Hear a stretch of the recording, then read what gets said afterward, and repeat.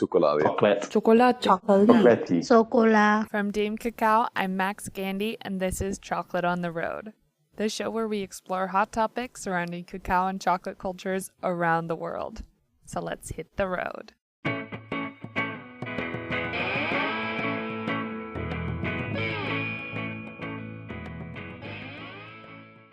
All chocolate is made from cacao beans. They're the fermented and dried seeds of the cacao tree, which is also called the cocoa tree. Historically, these cacao beans have been treated merely as a commodity, grown as cheaply as possible and sold to the highest bidder, kind of like the almonds they resemble. But about a year or two ago, I realized that I was recognizing a lot of the same cacao origins. Not in a bad way, just an observation. But it got me thinking about how I perceived the cacao side of chocolate. For the most part, the cacao used in my favorite chocolates wasn't obscure anymore. The craft chocolate ideal of traceability was really coming full circle. In fact, just the other day I was looking at a couple of chocolate bars in my collection, and I noticed that they were made with beans from the same place, Rose Hill Estate, on the island of Tobago. But it wasn't the name of the estate which caught my eye. It was the font. The estate's name was printed in the same font on each bar, like a signature. It's the little things like that which hint at what's to come in the future of craft chocolate. Consumers no longer have to put their trust and loyalty only in the chocolate makers. Now we can trust in the cacao brands as well.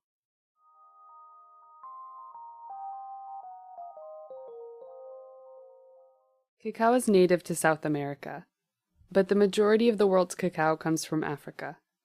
Over a third of the world's supply comes from the Ivory Coast alone. So over the years, most all of Africa has garnered a reputation for having low-quality cacao. Yet one of the most talked about cacao origins of the moment comes from Africa, specifically Tanzania, where one cocoa producer is proving that reputation wrong. And what is a cocoa producer, you might ask? What we do is we work with smallholder cocoa farmers. We buy their wet cocoa beans, which we then bring to our fermentory, where we centrally ferment, dry, grade, blend, package, and then export the beans to chocolate makers around the world. This is Simran Bindra, co-founder of Cocoa Kamili, a cocoa producer in the Kilimanjaro Valley of central Tanzania. Simran spoke to me from his office in Tanzania, so there are some noticeable lags in the recording, where it kind of sounds like we were talking over each other. We weren't. I chose to speak with Simran for this story because his company is a perfect example of how quality branding can defy long-held reputations. So basically, you notice this movement in the US happening with craft chocolate, and that everybody was using sort of the same type of ingredient, and you wanted to fill this gap while also being able to help the local community somewhere in Tanzania. Is that right? Yeah, exactly. I thought that there was an opportunity for Tanzanian cocoa to be included in these high-end cocos, and I thought that there were three things we wanted to do. We wanted to put Tanzania on the map as fine flavor cocoa. We wanted to improve the livelihoods of some of the farmers that we would be working with, and we hopefully wanted to build a profitable business. Two out of those three things we've done quite well, I think. One we're still working on, but it's coming towards it. There's a very roundabout story behind how Simran wound up in rural Tanzania, which you can listen to in episode 0 of this podcast. For now, let's just say it involves a fortuitous work assignment and a bargain with the government. During our conversation, I tried to suss out exactly why Simran and his business partner Brian have taken this specific approach to building Cocoa Kamili. If you're trying to sell to a high-end market, I think having a brand is totally necessary. For a couple $100 now, anyone can make chocolate at home. That's not something that was the case 15 years ago. And to see it follow the same roots of craft beer and craft coffee and so on is exciting. Those comparisons aren't necessarily the best comparisons out there. Everyone always compares craft cocoa to craft coffee, or craft chocolate to craft coffee, saying, okay, look, the market is poised for the same sort of growth that craft coffee went through. And unfortunately, that's not necessarily true, because customers have no qualms about buying at least one $3 cup of coffee every day or a $4 cup of coffee every day. But unfortunately, consumers aren't buying an $8 chocolate bar every day. And I don't see that changing anytime soon. I think an average consumer sees a chocolate bar in the supermarket and it has a little logo, a little certification stamp on it. And the average consumer doesn't know or think to do the research into what that actual certification means, and that they assume that a third party has done a thorough investigation into the supply chains, and that the certification reflects something that it might not necessarily actually do, and that hurts smaller chocolate makers and smaller cocoa brands who may not have the money to pay for certifications, because their money is actually directed into an actual ethically functioning supply chain. In a big way, chocolate makers are the consumers here. But due to import laws and taxes, Cocoa Camili doesn't usually export directly to makers. They use middlemen and women. So it's not surprising that when I asked Simran about his pet peeves, he wanted to talk directly to chocolate makers. I don't see this too much, but I've seen it a little bit, and I'm a little bit concerned about it. Is a lot of chocolate makers switching origins, because for a new season they want a new origin, or we've had people say to us, "Oh, we don't want to use your beans because everyone uses your beans," and we're a tiny operation that is like, we're doing such a small amount of beans that we desperately need to scale up to be able to survive as a business. So when people say, "Oh, everyone uses your beans," I'm like, who are these? Who are these people? Someone buying a kilo of beans to roast at home and has an Instagram account doesn't mean, if we have a lot of those customers, it doesn't necessarily mean that we're making it. If a chocolate maker wants to actually sustainably invest to develop proper sustainable supply chains, what we need is consistency. If we can't go to a farm and say, "Sorry, we can't buy this year because chocolate makers X, Y, and Z decided that we're too played out, or that they've used us for 3 seasons and they want to use someone else now." So what is that farmer supposed to do with her farm and her trees? So that's a risk.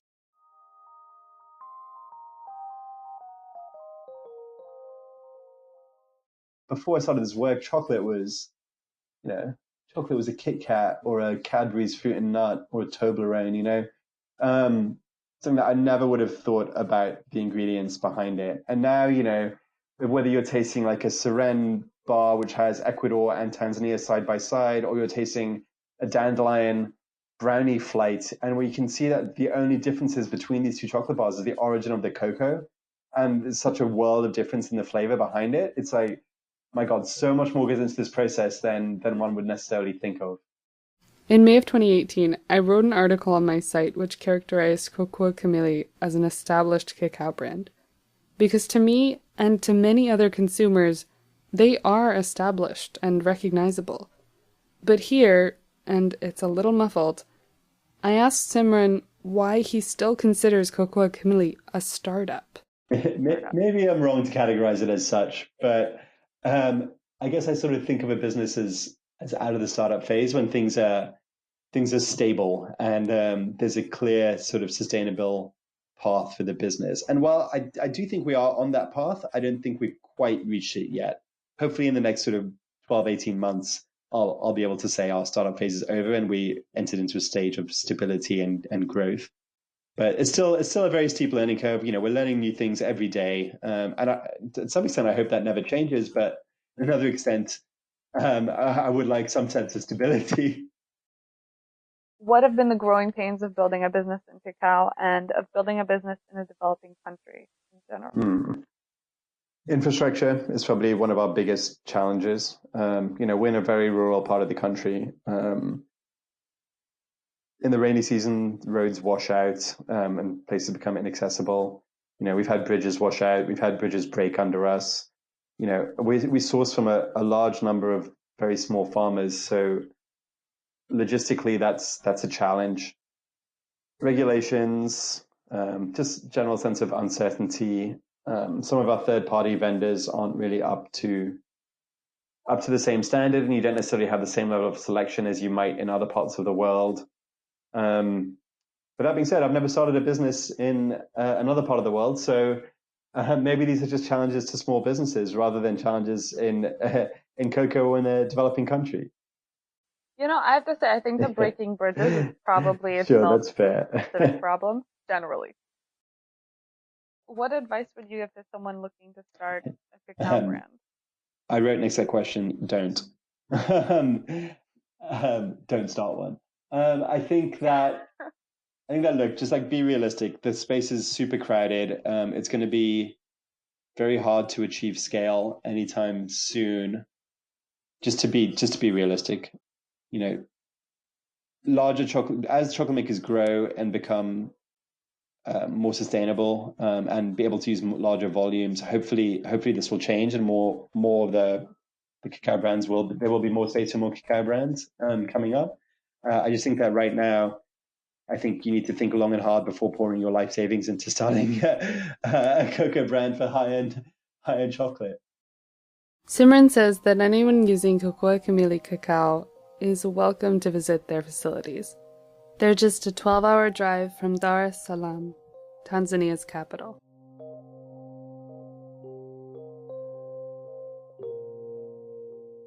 While Tanzanian cacao has been defying expectations, Belizean cacao has been blowing them out of the water. Even though most cacao is African, people in Central and Northern South America have much stronger cultural ties to the fruit. It was actually because of these ties that a few of my final papers during university were on this one cacao cooperative in southern Belize, Maya Mountain Cacao. Maya Mountain started in 2010, and at the time that I was writing about it, it seemed like a great example of a social enterprise doing good in a developing country. What I didn't realize at the time was that Maya Mountain Cacao was part of this first wave of cocoa producers who are going beyond just processing better cacao. They were rewiring how we consumers understand the role of those who produce cocoa. And even though Maya Mountain Cacao now works with hundreds of farmers, if not thousands, and has inspired many other brands, there's one woman who always comes to mind when I think of Maya Mountain Cacao. My name is Emily Stone. I'm the founder and CEO of Uncommon Cacao, which is a specialty cacao company that connects cacao producers across 8 countries and growing, with about 150 chocolate makers globally. Emily's been in the cacao business for about a decade now. She started Maya Mountain with her business partner in 2010. In 2013, they began expanding their umbrella company, Uncommon Cacao, when they started Cacao Verapaz in Guatemala. But rewiring how people see something that seems so far away is not as easy as a snap of the fingers. As someone who's worked with cacao really closely, is there anything that you get annoyed with that people don't seem to understand? I think there's so much that, people are still learning about in cacao and are coming to understand. As an industry, we do have to be somewhat patient and understanding that the movement that bean to bar chocolate has started is still really, really new. And for many consumers, there's just so much education that needs to be done. I get a lot of questions about sort of, when is it all going to change? When is the cacao supply chain going to be better? When is all of the cacao that's produced going to be excellent? And this is, multiple decades of work ahead of us as an industry. So I think it's good for all of us to be patient and kind with each other and with our market as we continue to learn and grow. Maya Mountain Cacao's market started off as being the chocolate makers they supplied cacao to. But over time, Maya Mountain and Uncommon Cacao have had realizations that the more connections they build with chocolate consumers, the more opportunities they're building for the farmers behind the cocoa. How would you define a cacao brand as the definition is being built? I would say a cacao brand, for me, would be defined as a clear, consistent, well-known flavor profile, story, and sort of personality for each cacao origin. And for cacao origins, that can be defined as a specific fermentary. It can be defined as a specific region. And in some cases, it can be a sort of a specific country. And so, when we think about cacao origins, that in itself is complicated enough to really nail down and say, okay, what does that actually mean? And then thinking about a cacao brand, that's sort of the next level of, okay, now that we have our origin sort of defined clearly in terms of the, geographic boundaries and the people who are producing the beans, then how do we present that to the market and how do we build value for those producers and for the origin? One word you said there really stuck out to me. I love the characterization of it having a personality, because Yeah, I don't. definitely. I think there is, a for it's just sort of branding 101. The first step that you do in building a brand is really go deep sort of internally to what this thing would be if it was humanized, and how it would connect with humans. And so, we've done this for Uncommon Cacao, for example, in terms of our brand as a company is, thinking about, how does this brand act? If it had to go, if it had, if it was going to do something on the weekend, what would it do? What colors does it like? All of these different things, which in the process of maybe doing it feel really silly, but then do add a lot more depth and meaning to the brand of whatever it is that you're trying to build. And I think, for us, there's with cacao origins, there's not really a need to do that exercise, but it does sort of naturally happen when you have chocolate makers and industry professionals coming to visit an origin and really getting to know the people, getting to know the place, getting to know the real feel of that origin or of that country. It does create sort of a personality.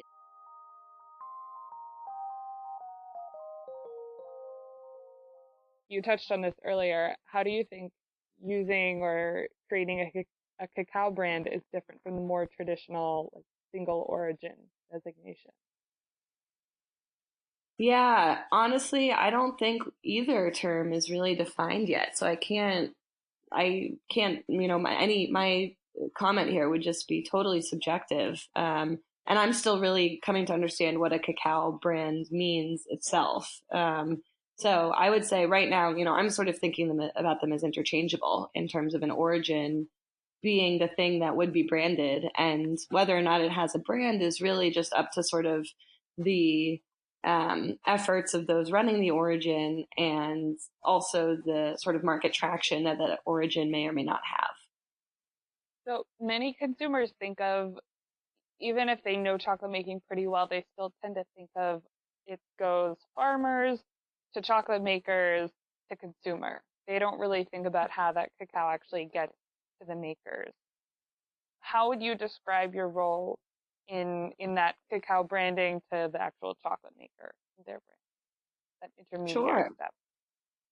Yeah, so we are a connector. We are proudly middle woman in the supply chain, helping to really, connect the dots and weave these people together. Really, while we sell a product, cacao beans, I think in the end of the day, what we're really doing is connecting people and helping people work together. So we play a key role in the supply chain by being able to aggregate cacao from many different origins and provide a portfolio of options to chocolate makers that are looking for different flavor profiles, stories, different quantities, different sort of degrees of exclusivity, so to speak, in their cacao beans. We're able to help support producers as an aggregator of their product. One thing that I think, consumers and even some chocolate makers don't quite understand is that, for many of the producers who are supplying craft chocolate is still such a small industry that it's very rare that one or even five craft chocolate makers would be able to purchase the entire harvest of one origin. And so typically, these origins are shipping 5, 10, 15, 20 containers per year. And they need the stability of a buyer who can, bring on the cacao from the harvest as it's, coming out, as it's ready to ship, even if some of those specific individual chocolate makers aren't ready for it yet. And so we're able to provide that stability and dependability on the sales side to origins. We're also able to provide that reliability of supply and access to chocolate makers. So we essentially de-risk the chocolate supply chain, the craft chocolate supply chain, by playing that key middlewoman role, being able to help, everyone grow their businesses. And in turn, we really see it as our role is helping to really grow the industry, helping to bring in great cacao from great producers, and helping chocolate makers have access to the beans at, affordable prices that still allow farmers to live, with dignity and build strong businesses that will help them produce cacao for many years into the future and continue supplying these chocolate makers. One of the answers I was most excited to get from Emily was about how cacao producers starting up now could build a successful cacao brand. And her answer had nothing to do with finding the personality of the beans. It went back to the source, the farmers. For us, when we were building Maya Mountain and when we were building Cacao Verapaz, we did a lot of work consulting with the producers themselves. I would say the branding piece would definitely be at the very end, and typically only after you even have some chocolate makers working with your cacao who can give you feedback and ideas on what they want to see in the brand and how it can best work for them as the company that will really ultimately be responsible for introducing your product, your cacao, to consumers. But even before you're assessing bean quality, you need to actually buy the beans. And for cocoa producers like Maya Mountain or Cacao Verapaz, the proud middlewomen, it's important for them to make it clear what prices they're paying. Every year they publish a transparency report to make these prices public. But making better profits for both Maya Mountain and the farmers they work with comes down to the difference between farm gate and export prices. The farm gate price is very different than the FOB or the export price. The farm gate price is typically in craft chocolate supply chains paid for wet cacao, because most cacao is centrally fermented, that will be sold into the craft chocolate market. And so that farm gate price is typically, paid to the farmer for wet cacao. And then the export or FOB price is what would be paid to the fermenter or exporter when they sell the cacao, when they ship it internationally. So that's basically the price of the cacao that they paid to the farmers, plus all of the costs of fermentation, drying, overhead, etc., to get to their export price. This is the process through which most cacao brands go. But one of the big questions I had for Emily, as with Simran earlier in the show, was about competition in the cacao brands market. Because back when I was writing all those papers on Maya Mountain cacao, Maya Mountain was one of the only businesses of its kind I could find. They had a waiting list much longer than the number of chocolate makers they were supplying to. Quality cacao was just harder to find half a decade ago. But these days, I see quality cacao coming from dozens of countries around the world. Yet still, on the consumer end, it didn't click for me that all of those brands were competition for Maya Mountain cacao. On the surface, specialty chocolate and specialty cacao seemed to be growing hand in hand. Do you think that the cacao brand market is getting crowded, like fine chocolate is in certain places? Oh yeah, definitely. I mean, I think it's pretty, commonly discussed now in craft chocolate and specialty cacao that we are in a pretty serious situation of oversupply. And I think one of the main reasons for that is, dating back almost a decade ago, maybe like 7 or 8 years ago, there were those headlines that came out in newspapers around, the million metric ton deficit that we're going to see by 2020 of cocoa, that the world is running out of cocoa, that we're just, there's not going to be any more chocolate. These really sensationalist headlines that came out. And what that did was spur a lot of, people at origin, investors, entrepreneurs, producers, cooperatives to get into cacao and specifically to get into producing specialty cacao because it looked like that was sort of the area of the market that was growing the fastest. And if you look at just the number of chocolate makers, the pure number of chocolate makers in the US over the last 10 years, I mean, there is that hockey stick sort of growth happening of just pure number of players who are buying cacao beans and turning them into chocolate. But then if you look at the volume that those chocolate makers are buying, it's not growing that fast. It's certainly not growing as fast as the cacao production available to that market is growing.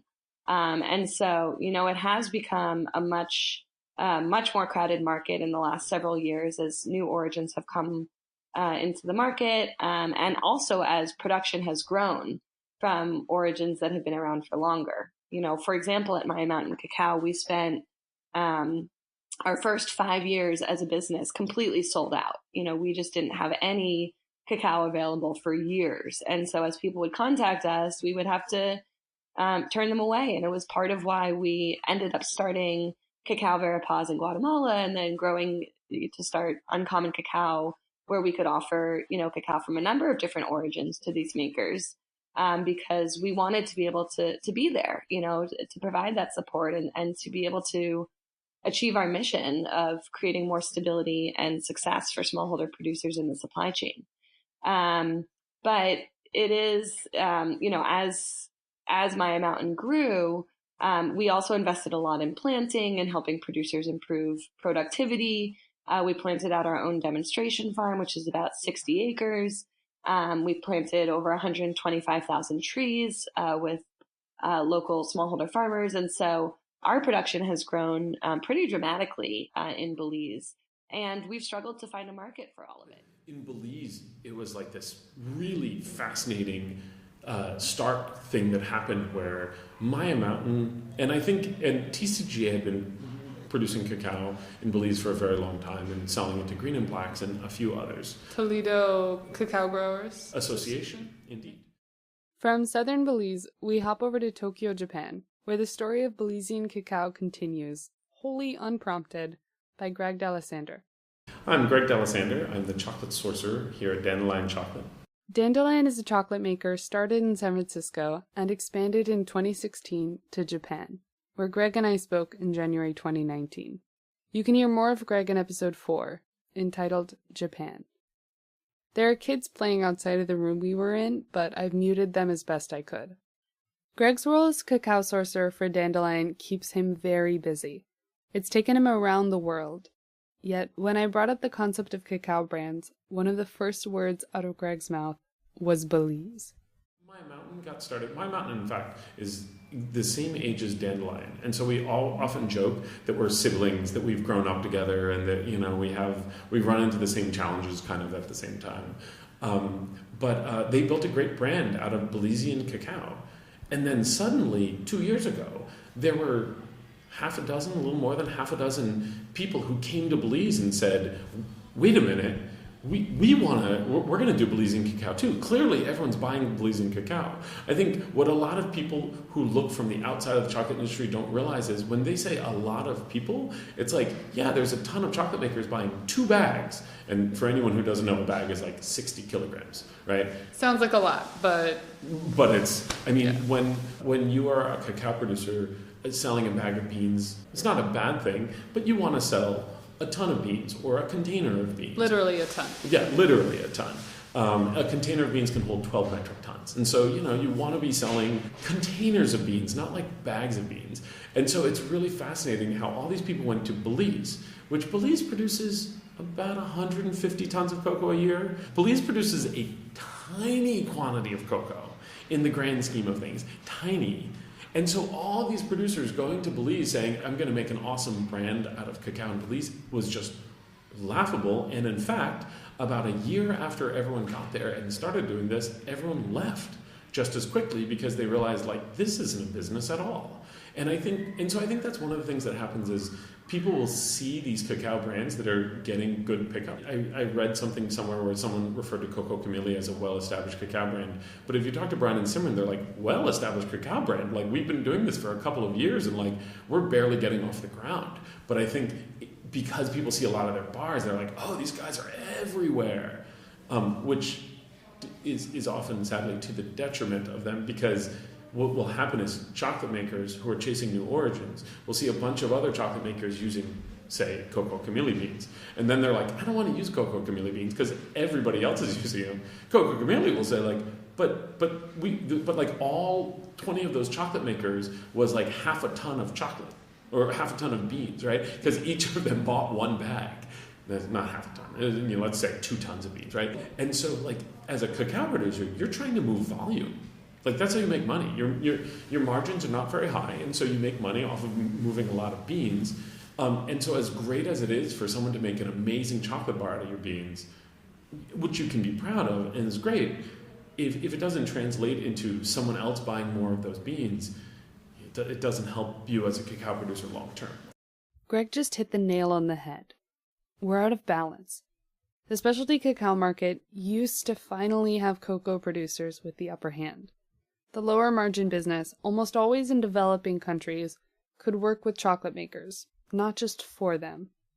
But pretty suddenly, the situation flipped back, and with it, the power dynamic.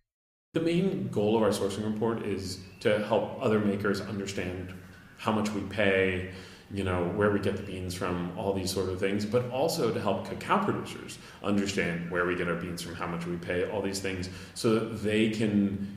Because like if you're a cacao producer in Ecuador, it's very difficult to set your price because there's a world market price that is, I think for lack of a better term, entirely unfair. There's a reason they call it the floor price. Yeah. Well, and it's supposed to be the floor price, but it's often used as the ceiling, right? It's supposed to be the floor, but most of the time beans are bought at or around the world market price because people see that as like, well, if I buy it at that price, I'm paying a fair price because the market says this price is fair. Now, this doesn't happen in specialty cacao as much. In specialty, people are starting to move away from being tied to the market price and just saying, this is the price of our beans, who cares what's going on with the market? But when you do that, you need to figure out how to price your beans. And so part of the reason we do a transparent or a sourcing report is so that people at least know what we pay for our beans, and that way they can be like, well, if it seems like these guys, because we're buying like large enough, we're buying container-ish quantities, so it's like, okay, if Dandelion's buying at approximately that quantity, approximately that price, I have a sense of the the quality of my beans versus the quality of those beans, or the flavor of mine versus the flavor of those. It helps people sort of figure out how much they might be able to charge for their beans. This is really interesting. A lot of the old school chocolate makers, when you talk about quality, they get very antsy when you try to associate price and quality. Because in their minds, like, no, price and quality aren't associated. It's like, price is whatever the market tells you the price is. And then if you get high quality beans, that's like, you've done a great job. Right?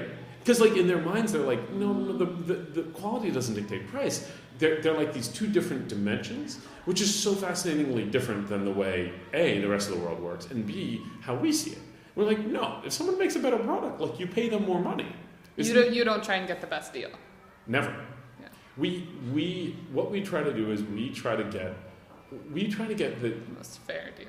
Exactly. We try to get something that we believe, we try to work together to come up with something that we feel like is sustainable for both of us. We've never talked anybody down on price. If their price is too high and we don't think the beans are worth it, we don't buy them. And if we do think it's worth it, then like the price they're asking, apparently it's worth it. Yeah, exactly. For the last several years, Dandelion has been a leader in the craft chocolate industry, not just in size, but also in how they build and maintain relationships with cocoa producers. Over the years, for the most part, they've been slowly adding cacao origins to their lineup, remaining consistent even in their Japan locations. Because for Dandelion, having relationships with cacao producers is not for show. It's a way of modeling how they want to see the industry grow. 10 years ago, 15 years ago, most chocolate makers wouldn't say where their cocoa came from. In fact, now, like craft chocolate makers, small chocolate makers will say it, but larger, more like older chocolate makers will often not, like they'll say the beans came from Ghana, but they won't say like where in Ghana. Valrhona, in naming the specific farms and places where they get their beans from, was really an oddity. Most people would say Madagascar, but they wouldn't say Bertil Atkinson's estate. And the reason for this is because there was a lot of this fear of, well, if other people know where I get my beans from, maybe they'll go and buy the beans out from under me, and then I won't have any beans. Like, which was this really kind of interesting approach to it, where I think the way I think about it is, hey, if everybody knows where we get the beans from, those guys can grow a better business, and in growing a better business, there's a better chance that they're going to be around long term. Like, our goal is that we don't really want cacao producers to only sell to us. Because if they do, what if something happens to us? Then, like, it causes a big problem for those producers. More than anything, I do think right now consumers see things one way, chocolate makers see things another, and cacao producers see things in a third way. Clearly, consumers aren't going to change. You can try to change consumer perception, but like, that is a fool's errand. I think consumers will think what they think.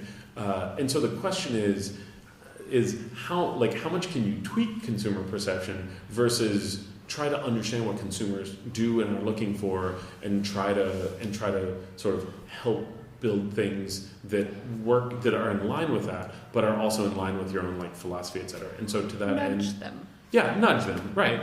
I mean, craft chocolate. Like, no one wanted to pay $10 for a chocolate bar 10 years ago, right? And so that's changed.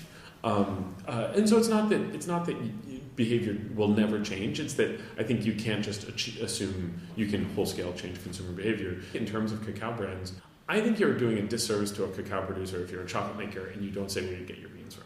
You would like your consumers, if they eat your chocolate and like it, you wouldn't be excited if they like brought it to a party and said, here's a great chocolate bar. I mean, I don't want to let you know where I got it from because you might buy all that chocolate out from under me. So I'm going to keep this chocolate a secret. Like, that would be laughable. But like, that's kind of what chocolate makers do when they don't talk about where their beans come from. And again, this is less and less prevalent. Like, the Beautiful metaphor, though. yeah, right? I mean, like, well, and this is the way we approach everything, is like, hey, how would we feel if somebody did that to us? Like, how would we feel if our customers did that to us? We should be treating the people we're working with in the same way we want to be treated.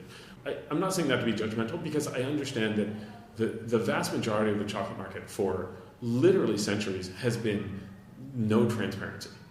And so as chocolate makers, you learn based on who's around and who's doing something. And like, the examples that have been set for a very long time is very little transparency.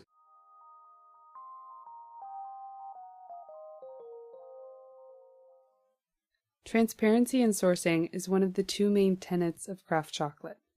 The other is flavor, and in that regard, farmers hold most of the power. But if most of the flavor is contributed by farmers, then why don't they have more of the power in the market? I find cacao brand a really fascinating topic, and it's something that I talk with a lot of the people we work with about, because if you look in the wine industry, vineyards have a lot of the sort of power in the power dynamic between vineyards and wineries. A lot of times vineyards will have contracts that say, I get to taste your wine, and if it's not good enough, you can't use the name of my vineyard on your wine, right? And which is really interesting. And you'd think, well, why doesn't the same apply in the chocolate industry? And I'd argue the main reason for that is wines are grown in developed countries. Cocoa is grown in developing countries. So there's this inherent power dynamic at play that I think cocoa producers have never had the same amount of power and influence that wine growers have had, and that continues to exist today. And that being said, I think I'm a huge advocate of cacao producers making their own brand for the cacao itself, so that as people try chocolate made from their beans, they'd be like, oh, much in the same way, I know it's not exactly the same, but when people try a Chardonnay wine They're like, I like Chardonnays. I'm going to drink other Chardonnays. Now, these Chardonnay, like one Chardonnay clearly doesn't taste just like another Chardonnay, but it's a thing people remember. And I think for cacao, like right now, people will remember countries. I think I very much believe people will get to the point where they'll start to remember brands of specific cacao producers. And it happens in a small scale today, but I think it's going to continue to happen on a larger scale. Yeah. I'm an advocate for cacao producers creating contracts akin to what wineries do and say, we get to decide whether or not you can use the name of our cacao, on your bar. Right? I mean, like, it seems only fair. It is completely contrary to the way the whole industry works today. So I think a lot of people might think the concept is laughable, but I think we're going to get there, and I think it would help push a lot of the power into the cacao producers' hands, which is important to do. There's too much power in the chocolate makers' hands as opposed to cacao producers' hands today. Yeah, and I think compared to how much they actually contribute to the final product. Yeah, absolutely.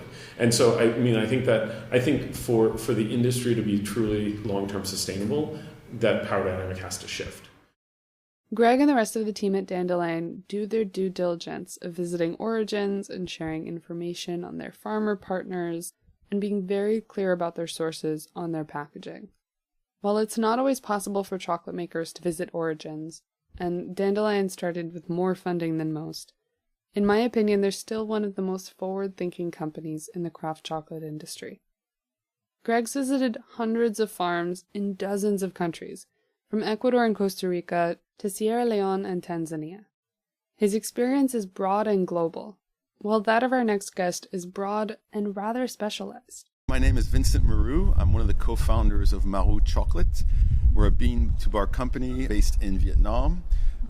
We've been in business since 2011, making chocolate in-country from only Vietnamese-sourced cacao. Unlike at Dandelion, Vincent's company, Marou, sources only Vietnamese cacao. They produce what's called a value-added product. This means that the company is based in and produces their product in the same country as they source the raw materials. In Marou's case, they source all of their cacao in Vietnam and make all of their chocolate in the Vietnamese cities of Saigon and Hanoi. But neither Vincent nor his business partner Sam had any kind of chocolate background when they first started. Their initial impression of Vietnamese cacao was actually a lot like Greg's vision for the future of cacao brands. So you started Marou in 2011 with your business partner Samuel Muruda. How did you two decide on making chocolate instead of any other value-added product? So Samuel and I met in Vietnam. We were both living there at the time. Mm-hmm. And we were also both interested in doing something new in our lives. One day I was told there was cacao growing in Vietnam. And that was kind of the eureka moment for me. It was filled with only good things. I mean, in a sense of values, working with a noble ingredient in country and doing something original. No one at the time had been making chocolate with Vietnamese cacao or doing anything with cacao in Vietnam. There were no real Vietnamese brands known. So there was a lot to be done. It was very exciting. Did you approach chocolate making through the lens of any other industry, like coffee or wine or cheese? I think we were most influenced by winemaking. It was something that for us was the most immediate and accessible in a way, because one of the most interesting things that we had learned was about the terroir effect with cacao, so that the terroir influences taste. So that was immediately obvious. Because we were getting samples from different provinces and making immediately, and we were comparing geographic areas that are very close to each other. So there was, from province to province, differences in topography and soil types, and therefore differences in taste. So we realized that was very interesting, and that was probably what we should put out to the world. And in those days, we were the first to do that, as far as presenting a terroir chocolate for one country, just from province to province. So the Barria bar, the Ting Yang, the Lam Dong, the Ben Che, the Dom Nai, those were the original bars that we released. Would you define those different regions as being their own brands, or would you say that they're more just different origins? Like, what is the difference for you between a single Well, they're not their origin own and a brands. brand? They're just their own character, if you will. I memean, that's just this kind of nebulous concept, But there's no official, stamp. It's not like in wine you have AOCs, which is so AOC basically protects the what's going on in that specific place. It protects the method.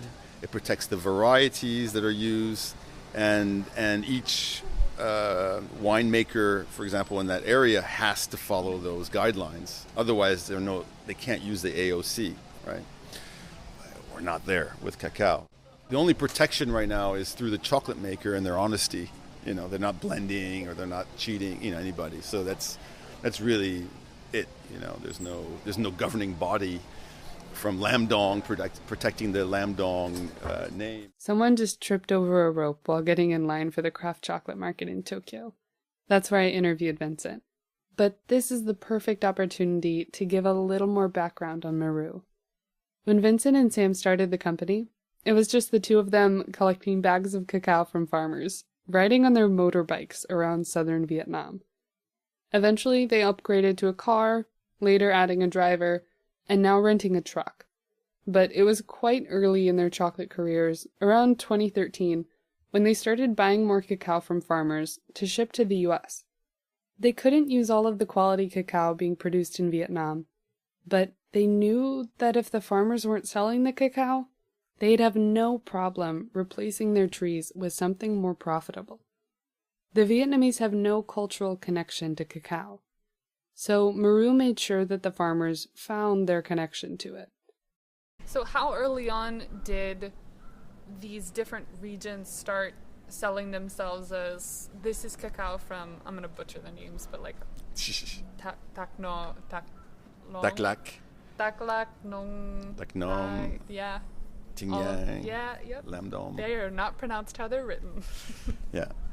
So how early on did farmers from those provinces start saying, oh, we're not just Vietnamese cacao farmers, we're cacao farmers who sell this terroir, I guess, of cacao? Well, I think early on, because what happened is, we started kind of bringing those farmers together. So it was to them clear, there was barria, and they could taste the difference. Mm-hmm. So yeah, we created this kind of terroir identity with Vietnamese cacao. But it's not just Vietnamese cacao farmers who are changing how they see cacao. It's the entire industry. I think there is a change in chocolate. I felt it actually at the Salon du Chocolat in 2018 in Paris. I think we're coming out of the Middle Ages, if you will, with chocolate. I think we're now in a whole new era, and we're in the beginning of it. Chocolate is going to become more and more, how would you say, sophisticated in its techniques and its appreciation and so on and so forth. I see it happening. It's happening at the farm level. It's happening, obviously with the chocolate makers, and it's happening with the consumers. And so much is changing, I mean, this whole thing with fine flavored cacao, before there were only few producers, fermenters that were making really great fine flavored cacao. In each country, cacao growing country. Now, each of these countries, or even areas, there are many people doing it. Before, now there's fine flavored cacao. There's so much of it compared to the number of chocolate makers. So the chocolate makers, it's a buyer's market, not a seller's market. And it's changed things greatly. In terms of the cacao brands market, most people point to 2016 as the year that everything shifted in the maker's favor. I've certainly noticed that as the year when a massive number of chocolate companies started, and craft chocolate lovers started dedicating websites and podcasts and books to the industry. But something is still missing. Here's Emily Stone again. I see a huge gap in our industry in that we don't have any real sort of broad-based PR or marketing efforts that help people understand what craft chocolate is or bean to bar chocolate outside of specific brands. And all of the companies in craft chocolate at this point are still, really small compared to bigger food and beverage brands. And so for us to be able to compete against supermarket, industrial chocolate and grow consumer loyalty, I really think we need to be doing a better job of getting out there as an industry and telling our story, not just as a specific brand, but as a movement. I think it's critical. I think as we start to see more industrial chocolate manufacturers, putting misleading information on their packaging, we will need to respond, and it will be better if we are able to be creative about how we do that rather than reactive to whatever is put out there by big industry. Speaking of big industry, as I've mentioned in the Japan episode of this show, the Japanese company Meiji is the fourth largest chocolate manufacturer in the world. 2016 is when they made a big push to teach the Japanese public how chocolate is made. And in the process, they co-opted a popular term in the craft chocolate industry, bean to bar. At the same time, they put out a line of chocolate bars titled The Chocolate, which are sold in convenience stores across Japan. Each one is prominently labeled bean to bar and priced at just $2. As usual, the factor which may tip the growth of craft chocolate one way or the other is money. Cold hard cash never fails to grease the wheels on the road.